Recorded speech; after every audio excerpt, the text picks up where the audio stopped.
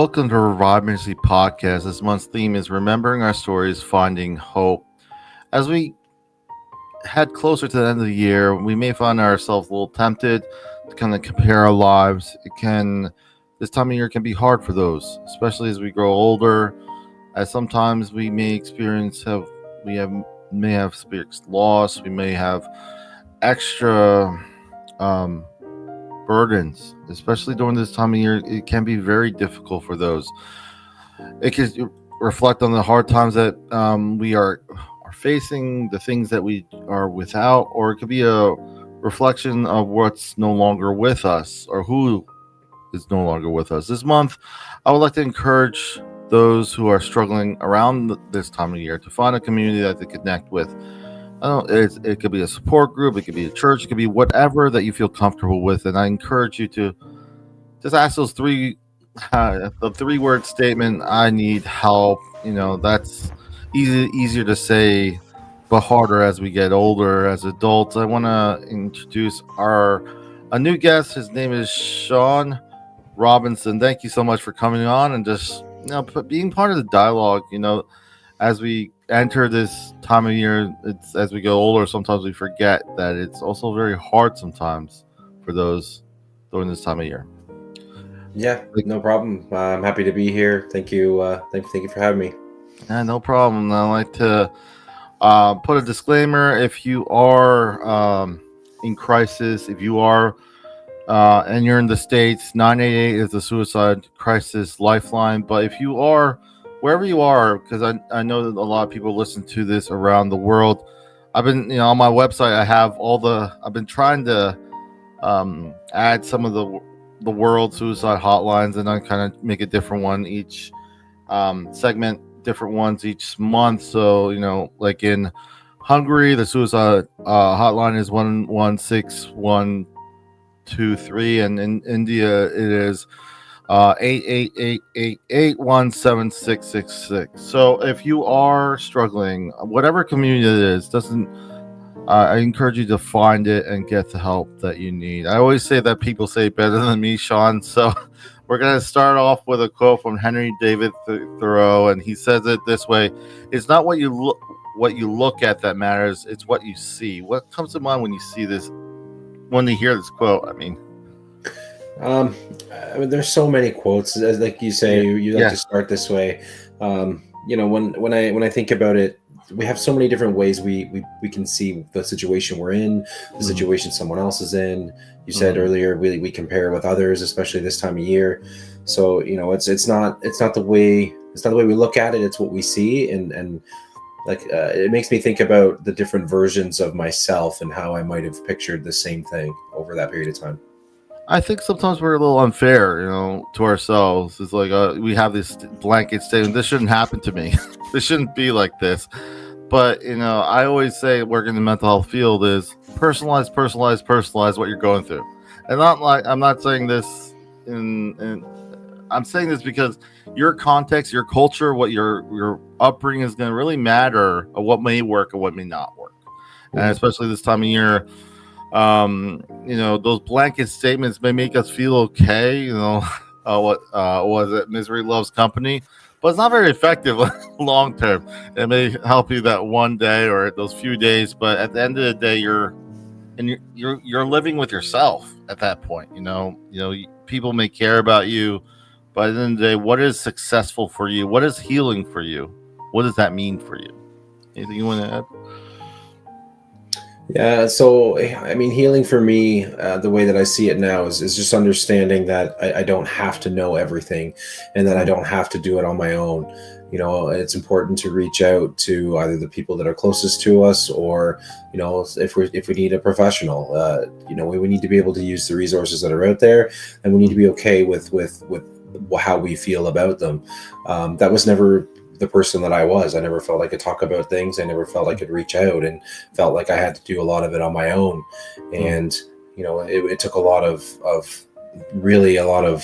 processing to get to a point where I realized that we don't have to do this by ourselves. We shouldn't do this by ourselves. It's harder by ourselves. it makes it much easier when we can, have that outlet for either talking to someone, either, just like this, or if it's, someone that's going to help us, give us the tools to process it the way we should. Yeah, and a lot of times, we talk about. Well, I hear about like self-respect, and we kind of think about if someone bullies you or kind of says something insensitive, but self-respect also goes with their time, in the sense that if I had a problem that, if we look back, that was 4 years in the making, it's very it wouldn't be rational to think that it will be solved in a month. So a lot of times we gotta be kind to ourselves. To be like, hey, it's okay. It's I'm in the process. And it's the same thing with conversations with loved ones. You want to fix it one and done. And I know as a guy, I want to do that sometimes, but it doesn't work that way. It may be like, okay, I got 10% of more understanding, but that's the thing about relationships. They take work, but the things that are hard are usually the ones that are worth doing, not the ones that are kind of handed to us, if that makes sense. Mm-hmm. Yeah, I would agree. I would agree with that. Anything that is worth it is worth working for.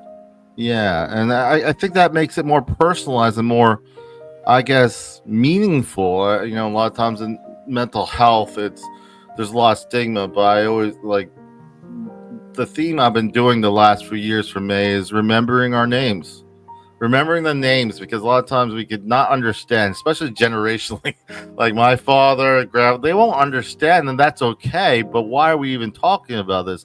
It's because the person's my daughter, the person's my granddaughter. That's why we're talking about this, and I think that's okay. I think that those can be the bridges and conversation starters when we are faced with difficult things in front of us, if that makes sense. Mm-hmm. There's another writer, is Brandon, I guess, Sanderson. He says the purpose of storyteller is not to tell you how to think, but to give you questions to think upon. So, like, if later on, I'm going to give you an opportunity to share a little bit how you got to where you are today. But a lot of times, our life is never like, it's always pending, right? It's not like, okay, this is it. So I do like that there is motion when it comes to our story, and that's okay. It's kind of permanently unfinished, and we don't want it to be finished because we're still here. So any comments of this, anything when you think about your story and like where it is now, do you think it was more helpful to ask, I don't know, anything that comes out from this quote? I don't want to speak for you. Yeah, no, I think this quote here, it speaks a lot to the background that we all have, where we all come from. Like I see this and I think about, the things that I've seen and done and heard and experienced, and that's different for everyone. So when someone's telling a story or giving us that impression, as he says here, we're all going to think about it differently. We're all going to experience that version differently, and using where we come from and our background and all of those things to process what they're saying and what the story is. It might mean completely different things to both you and I. And that's the complexity, but also beauty of it. That's why I always say personalize. But when I see this quote, I also see, I think I saw a YouTube video, but I also like the notion of, let's say me and my wife wanted to buy a house per se, and I say I can't afford it. That's a statement, right? Where can you go from a statement? Not really far. So the question I try to encourage my clients, and when I'm even myself when daily, is to question everything. The idea is, how can I afford this house? What steps can I take to get this house? Do I even want the house? That kind of thing. So if we stop it at the statement, then we don't go anywhere beyond that. So, I think Albert Einstein used to coin the idea that, I'm paraphrasing, he said, people think I'm really smart, but really I just stay with questions longer. I stay with problems longer. I think a lot of us kind of stop. I think that may be missed opportunity. That's all I'm really saying about it. It doesn't make me more valuable. I just know to question things because I value I value the process of it and understand that that process makes it more personalized to me, and I feel more confident that my decision is not based on other influences that may be kind of struck quickly. I allow myself time to kind of process that. Any thoughts on questioning, and then does regards to how you get to, I don't know, just anything you want to add per se? Yeah, I think I struggled with that for a long time. Mhm. Really questioning the environment I was in, or the feelings that I had, or the way that I felt I had to show up. So I think, now, especially being more open to taking that time and analyzing how I feel, or how I want to show up, or how I want to identify. It's just taking in, processing, as you say, and then really understanding how I want to answer those. Yeah. And I think like this quote really just want to sit there if you want to comment. I think this speaks to what we're saying. So resiliency is something you do more than something you have. You become a highly resilient by constantly learning your best way of being yourself in your circumstances. So who I am today will be different from who I am 10 years later, or who I am 10 years ago. And that's okay. That's, our friends change. Think about your friends in high school. You might be, I might wish them well. Just our life situations changes, what their priorities are. It's not that I'm upset with them. Friendships Hmm. gradually do change. It's not that it's just your life situation. What's important to you? You just surround yourself with the friends presently, and then things may change later. So, I think it allows us the pliability to be okay that things change, and that's okay. Hmm. Finding that kind of to navigate through that. Anything you want to ask before, or say before we get into a little bit more about you and and your story? Yeah, no, this quote here definitely sticks with me, and as you read it, I have on my board here: learn better, do better. It's Yeah. something that I kind of live by right now, and as it relates to the environments I was in and the friends that I had, and to your example, it was, it wasn't to cut these people out, or it was just to realize how I wanted to be and what I wanted to Mm. show up like, and really to take that resilience of the person I want to be, and learning better, doing better, and growing, and kind of making the environment that I'm in, or the people that I'm around, speak to the where I want to go. Yeah, and I appreciate I appreciate all my guests, but because it's not easy to come on and even talk about these topics, because a lot of times people just don't. So I do appreciate you, and I want to give you an opportunity, like give new guests, returning guests, to update or to just share, since you haven't been on the podcast. So whatever you feel comfortable sharing, what brought you here, why this emphasis on, I believe, reading your background, mindset changing, like having a positive mindset. Can you tell a little bit more what you've been, whatever you're comfortable with? And before you start, I just want to say, anything you want to plug, or anything will be in the notes for those who are listening, so they could go ahead and check it out. So the floor is yours. Okay. Well, yeah, I appreciate the opportunity, and remembering our story, and finding hope. My story started, I'm 40 years old now, and when I was 36, it wasn't when it started, but it was when it started to change. And when Mm. I was 36 at the end of 2020, I was 320 pounds. I was, I had awful habits, drinking and overeating, and just being up late, not paying attention to my physical and mental well-being. And really just the end of that first year of COVID, it just made everything worse, not being able to go out and, allowed to see people and all of those things. And, I found just an already toxic relationship with drinking alcohol and different things. It was just worse. Mm. So at 320 pounds, the end of 2020, I started to journal. It was journaling in a place to just outlet. It was brain dump. It was beating myself up, just saying, better. Why are you doing better? And in a really dark place, physically 320 pounds, mentally with all the pressure I felt at being that weight and not having any energy for my kids. And how do you show up this way? And really, really heavy. So as I started to journal and I started to get into 2021, I just needed to live healthier. I needed to be better. And the first thing I decided to do was take a break from drinking alcohol. I never felt like I was addicted. I never felt like I was coming from a place. There's some people that are really struggling, and then I have full support. With everybody's going through.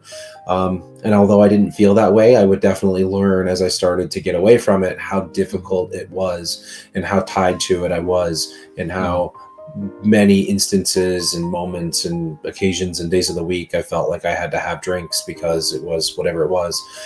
So as I started to work through the process of journaling, and giving myself dry January, 30 days, I decided I was tired of the person I thought I had to be, and that story that I was trying to get away from.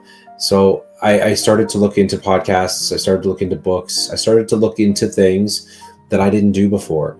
You talk about Albert Einstein, and you do everything.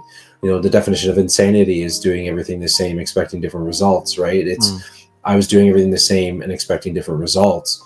I just didn't know that. So opening up to different medium and different perspectives, and using that information to really decide how I wanted to show up, and what I was trying to do, and learning about habits, learning about routines, taking the first 30 days, and then getting into February, 100 days, I was learning about changing routines and lifestyles, and then deciding 100 days, what if I did this for an entire year? What if I stayed sober for the entire year? That's never happened since I was like early teens.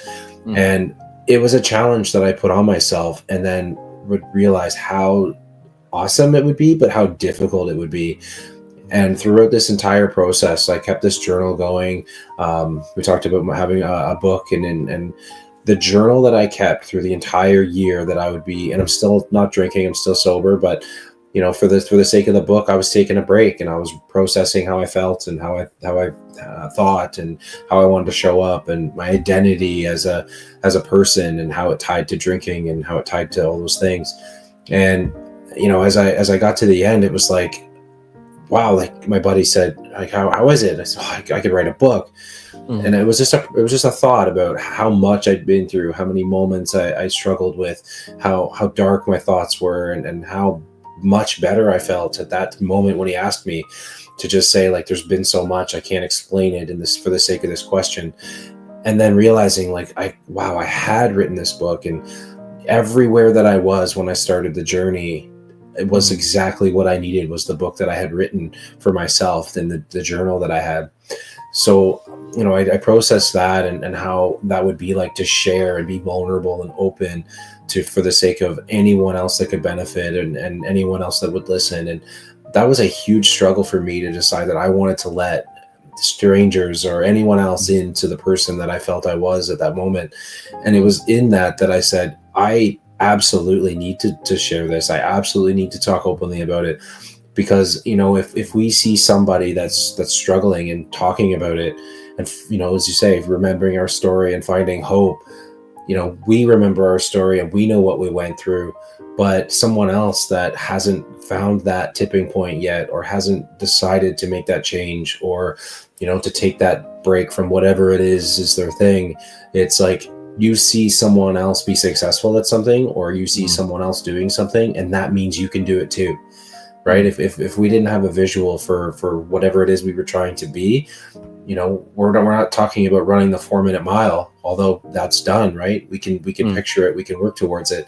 It's just a matter of putting that out there and showing that, we're all human, and, we can get through this together.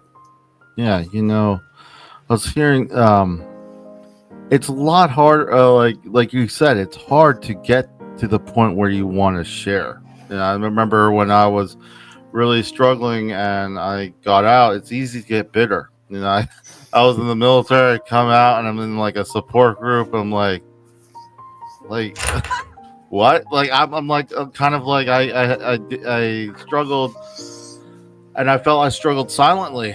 And then I go to a group and I compare, and that's like probably the worst thing to do. And for a long time I was as bitter, and as self, you could convince yourself to do anything or nothing very quickly. And It was until I realized, just like you said, to get to that point that I wanted to share and I wanted to help. And when that clicks, and it takes, I'm not saying it clicks like that for me at least. I could speak of my healing became helping people. Recovery was really just sharing, and that's why I'm in the field I'm in right now, because I just, I may have a hard day. But I just, whenever I'm meeting or working with a client, it's just it's all better for me. Mhm. And I would say it put things in perspective, and it reminds me of what I've learned and continues onward forward. So I commend you. And like writing a book, sharing, like I said before, I always commend any guest that comes on here, because we never really just talk about sports or our draft picks. We're talking about things that are harder to talk about. I mean, being a leader in church, I know how before, like when I was more active, it was hard to, sift through it. A lot of times it's complicated in church settings, because you have someone who may have family member who have beat cancer, and then just down the pew there's someone who lost someone from cancer last week. So people are complicated, and it is complex, and it's how do you stay present. I think Booker T. Washington says it best. I try to platform this in my own life. It's not easy. There are two ways to exert one's strength. One is to push one down. The other is pull someone up. If we remember our stories, I had to be kind to myself, and then the healing started to happen, because then when I was kind to myself, I allowed myself to share and help others, and so that's something that helped me. But anything you want to, I appreciate what you shared, and like I said, those who are listening, all the links will be in the notes below. But anything of this quote or anything you want to add further about your story? I think here we naturally think that there's not enough room at the top for everyone, right? And Mm-hmm. and the top is defined by whatever it is we're going after. So in this quote, in this example, to push people down because there's no room for them is not the right way of thinking. It's changing the way we feel about that statement. Pulling people up to where we are, whether it's by sharing our stories or by sending that text message to someone, does a check-in, pulling those people up to make them feel like they're in our lives or in our minds and thoughts, and then sharing the things that we've learned. And maybe people don't have the time to spend on the different books and the different things where we're working on, and to give somebody back the pieces that we're putting together with the time that they have and we have. It's bringing people up, and there's enough room for all of us to win, for all of us to be successful, for all of us to be healthy. And the more we bring those people up and bring those people with us, the more successful we are, not only in the sense of the word, but also in like the feeling and the fullness that we have in what we can give back in our own life. Yeah, and I do feel like, a lot of times I try to, with the success, it's very personalized. A lot of times, when you think about what is trying to pushed out there in the marketing and everything right now, success is so much defined. Not everyone could be first place, but at the same time, doesn't mean they're not successful. Like, we can be moderately successful and love our lives. We don't have to be number one. And I feel that that's where the pressure and urgency comes, especially for men at times, traditionally, in the sense that they're the providers traditionally. I'm just saying that as a general statement, but it's just the pressure that kind of seeds in. However, I do like, when it comes to, when I see a client, I think this is just a bold statement, but in the mental health field, a lot of times when you think about the very beginning of mental health, it was really about helping the client, but really helping the client for the families. I'm talking about back in the turn of the century. So the emphasis was never about the client. It was about the client's family not have a problem because one of their family member was, ill. So whenever I see a client, even today, whatever, because there's so much stigma, and there's stigma in substance use and everything when you talk about this. If I don't look at the individual in front of me, across my desk or whatever, and feel that that person cannot supersede me and be super successful beyond me, then I'm in the wrong field. I'll just say that. I feel like if I'm going to have this blanket general statement because they're mentally ill, that they are less than, I should do something else, because right now it's just really hard out there and people are capable of doing things. And for me, I think when you have an open attitude that there's no difference, it's just like someone having some other ailment, medically or anything, that you're just trying to help them get to where they want to be. And I think a lot of times Helen Keller says it this way: although the world is full of suffering, it's also full of overcoming of it. There's these wonderful stories of that. Unfortunately, a lot of us focus on the other side of that coin. So I don't know, any thoughts of what we've been speaking of? Anything you want to add? I don't want to give you the opportunity to share. Yeah, there's these are such powerful quotes, and they come I think at the right moment in the conversation. And when we think about what Helen's saying here, it's how are we looking at it? Which side of it, although they're both there, what are we going to focus on? Because if we spend more time focusing on the suffering and then talking about manifesting or whatever version of that, it's like you focus on the things and you'll find a way to bring those into your life. And if we focus more on not necessarily the problem but the solution to the problem, or how we can either be more comfortable with whatever that is going on, or how to help somebody through that, it's the solution thinking and problem solving rather than the negative. And I was in a victim mindset a lot of the times. It was like, oh, when's this just going to show up for me at some point? It wasn't like, what do I have to do to get there, or what do I have to do to make that happen? It was, well, I'm just going to keep doing this thing and it'll be my turn someday. Right. So, thinking about the suffering or thinking about the solution. Yeah. I think sometimes the hardest mirror to look at is the one towards ourselves, our own self. And I would also say, I say this question, and a lot of times I get weird looks, especially when I'm working with, and are you allowed to get better? I'll be with a client. Are you allowed to get better? And that's such a weird way to say it, but a lot of times they will answer, of course. Well, when you say you're allowed to get better, that means you could say no to things. You could kind of give yourself time to kind of analyze. A lot of times, I don't have this yesterday, then it's all lost. This black and whiteness of how this kind of very spread out kind of litmus test, that if this works out, then I'm fine. If this doesn't work out, I'm done. I'm like, well, are you allowed to get better? Are you allowed to take those steps?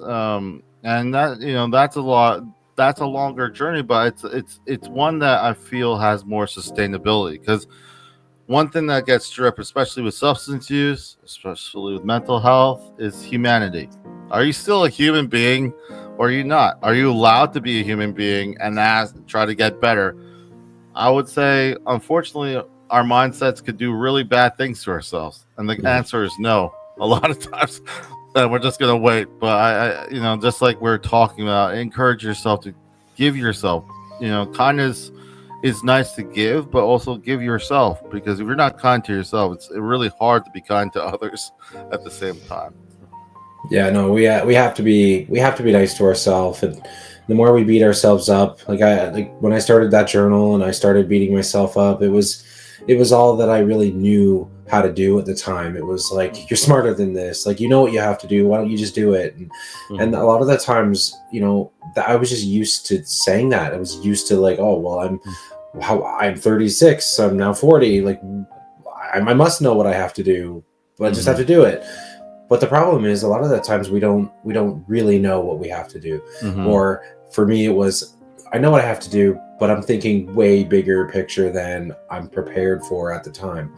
If I was to go into it thinking I'm going to just never drink again, or be 4 years this, next week, I probably wouldn't have done it. It would have hit me a lot differently.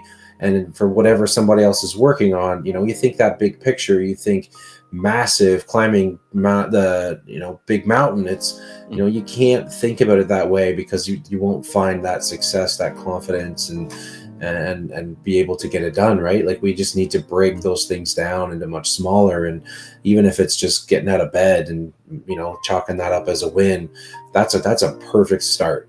That's a Yeah. celebration if you haven't been able to do that already, right? So be nice to ourselves, and really just know, yeah, we're human, and we're not supposed to know everything. We're not supposed to be great at everything.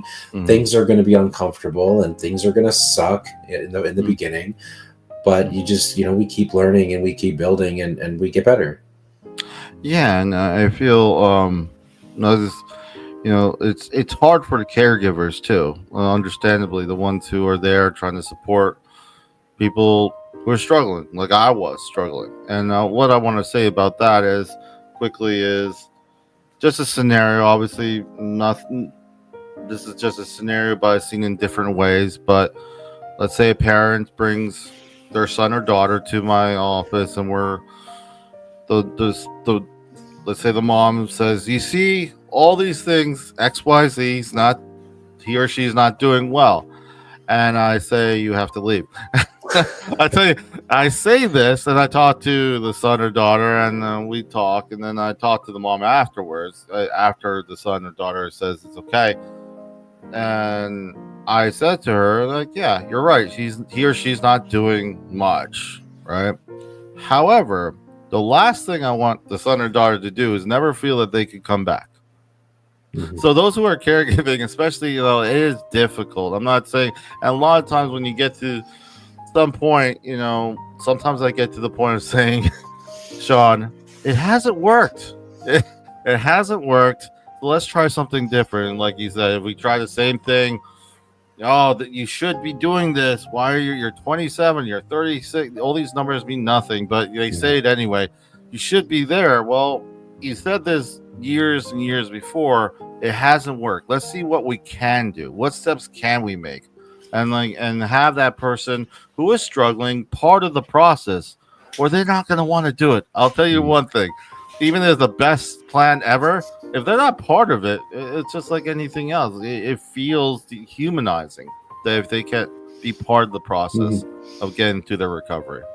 Yeah, and as a caregiver, that can be very, very difficult, because Mm-hmm. we see things through the lens, or that person sees the things through the lens and the beliefs and the background that they have.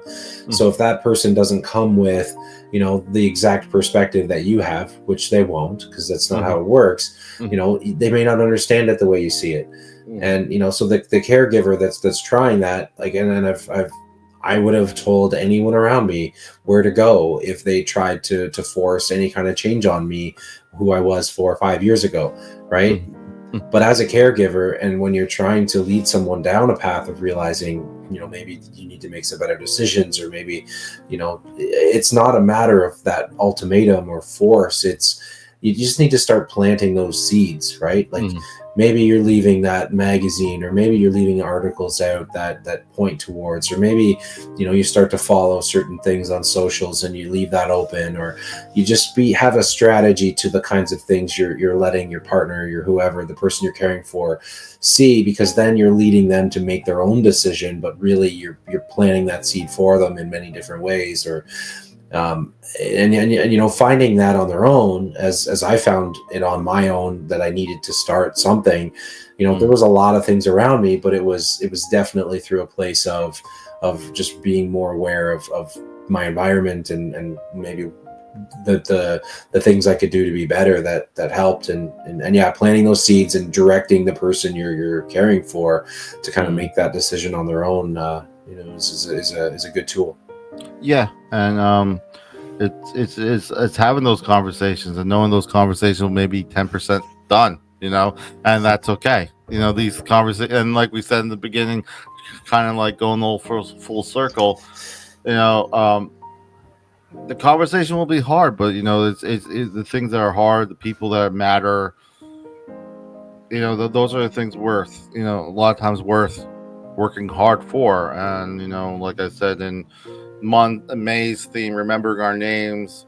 tribute to Mental Health Awareness Month. It's remembering the individual.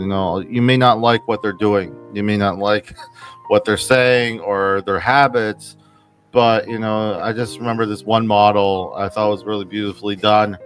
The father has on his desk this disgusting artwork, and then they're like, "Why do you put that there?" It's like, "That's my son's artwork." In second grade, I'm not taking it anywhere. It's the best artwork. So it doesn't matter the quality. It's where that came from. So we remember that. Yeah, the person may be struggling with substance use or mental health, but why do we care about this? Because of people who they are, who they represent to us. So if we remember that, it can be helpful in the difficult parts. I'm not saying it just kind of refocuses us what we're doing. It may actually help with conversations moving forward. Anyway, it's been wonderful talking to you. We covered so much, but I want to just give you an opportunity. Any final thoughts you want to share? Anything you want to share with those who are listening? Anything else you want to share for this month when it comes to remembering our stories, finding hope that you think is important for people to, think about and remember this time of year? Yeah, no, I just want to say, you're doing amazing things, and keep it up. This is very important, and to kind of bring my part together here. It just, once we remember our story or own our story, we need to be proud of that story to own it, right? And we may not be proud of every moment. We may not be proud of the decisions we made, where we found ourselves. But you know what? We're still here, and we can fix it anytime. You say age is just a number. It is just a number. If it doesn't matter where we are on this journey, we're all not supposed to get to the same places at the same time. We will find ourselves. We shouldn't compare. We'll find ourselves where we need to be when we're ready to be there. And I was listening to Bob Proctor talking in his book. He's obviously not around, but his book, and he said, you're not, he was reflecting on the journey, and he said, you don't know what it takes to get there because you haven't done it yet. Right. So, when we think about that, and to give you a quote, and the power of reflection, it's no matter where we are in that story, where we are in that journey, and the things that we're working on, it may not be the same as the person, that we know went through it, or someone else, because we don't know what it took to get there because we haven't done it yet. So as we start to go through the process of change and the process of realizing how we want to show up, or what our boundaries are, or the people we want to be around, it's going to be different for us as it is everybody else. And I think just not stressing about how big that might be, or how much might be involved. One small thing over every day, over a period of time, will get us there. You look back over a year even, or a couple days, and you can see the growth. You can see it, and you stick with it, and you'll see massive results over a very short period of time. Yeah, and I just want to say, when it comes to a lot of times, I had a conversation with a friend who was a pastor, close friend, and he said, our lives are always unfinished. And I thought about it for a little bit, and I'm like, yeah, that's kind of true. And I feel the only reason I'm putting this as my final thought, if we allow our life to be unfinished, that means it allows us room to grow. Like a lot of times there's milestones to kind of commend ourselves. 4 years, that's incredible. For you, Sean, I just want to say congratulations on that. It's good to acknowledge these steps, but at the same time, embracing that our lives are unfinished allows us the platitude to kind of discover more about ourselves, and may even allow us not to strain and maybe more self-respect about time. Our time is precious, and those who know it's precious, a lot of times it's during hard times we know it's precious. Especially and when it comes to end of life. So kindness, at the very least, whether you have a mental health issue or not, if you have a substance use issue or not, if you're a caregiver, whatever it is, being kinder to yourself is always good. Being kinder to yourself, giving yourself, and also, like you said before, we don't really know what people are going through. Don't like try not to overgeneralize your life, but also don't overgeneralize others, because it strips our past away. You know, a lot of times if we say, "Oh, this shouldn't happen to me," but if you then you don't personalizing your life and all the history that you had before. So I encourage yourself to just be kind. Those are my final thoughts. Thank you so much, Sean, for coming on and sharing your thoughts. Like I said, all the links and everything will be below. I want to tell those who to stay updated with Revive Ministries through through the website. I'm leaving with this Chinese proverb. I kind of like how it's kind of open ended, but it kind of embraces life, and that we all have a different song to sing. It says a bird does not sing because it has answers; it sings because it has a song.